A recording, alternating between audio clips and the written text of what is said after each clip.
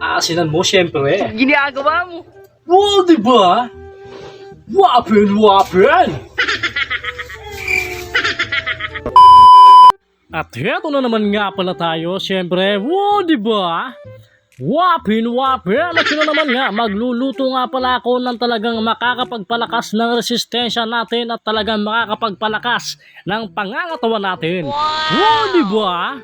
Wapin! Yan, kita nyo naman kung ano yan. Meron halugbate, spinach, okra, kalabasa, at syempre, hindi mawawala ang ating piniritong tilapia. Partner niya yan.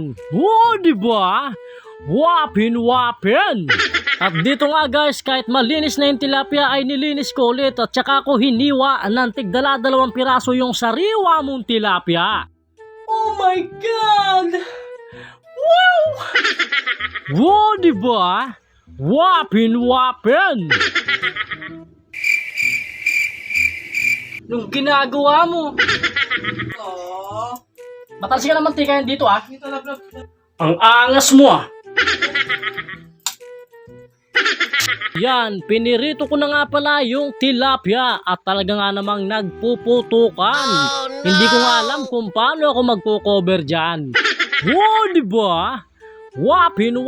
Talagang ramdam ko yung sakit guys. Ramdam ko yung sakit dahil pumubunta sa akin yung mantika. Talagang nagpuputukan. Ito talaga ang mahirap tuwing nagpiprito ka. Wow, diba? Wapin! At habang nagpiprito nga ako guys ay pinahimay ko na kay darling ko yung spinach at saka yung halugbate. Sabi ko sa kanya, pag hindi niya inimayan, tatamaan siya sa akin. Ang angas mo ah. Wow, diba? Wapin! Pero syempre guys, joke lang yun. Di ko pwedeng saktan yan. Love ko yan. At ito na nga pala yung piniprito ko. Yan. Golden brown na siya. Kaya konting-konti na lang ay pwede na yan. Wow, diba? Wapin! At ito na nga pala. Yan, tapos na. At nung pagkatapos yung nga palang iprito yung tilapia ay yung okra naman ang inasikaso ko. Yan. Ito, lalong-lalo tong okra na to. Napakasustansya nito guys. Napakaganda sa katawan yan. Wow, diba? Wapin! At pagkatapos nga nun, syempre, yung kalabasa naman. Yan, importante rin to. Pampalinaw ng mata. Yung tipong ang layo pa ng sexy pero kitang-kita mo na. Oh, heart, the way. Wow! Wow, diba? Wapin! Uy! At nung kasalukuyan na nga pala ako nagigisa guys, syempre hinugasan ko yung kalabasa. Yan, para malinis syempre. Wow, diba? Wapin! Dahil ilalagay ko na yung mga pampalasa. Yan, yung hipong maliliit. Napakasarap niyan. Pampalasa talaga sa lutong gulay natin yan. Wow, diba? Wapin! At yan, kita mo naman, gisa ko na nga at saka ko na nga rin pala isinabay ang okra, syempre. Wow, diba?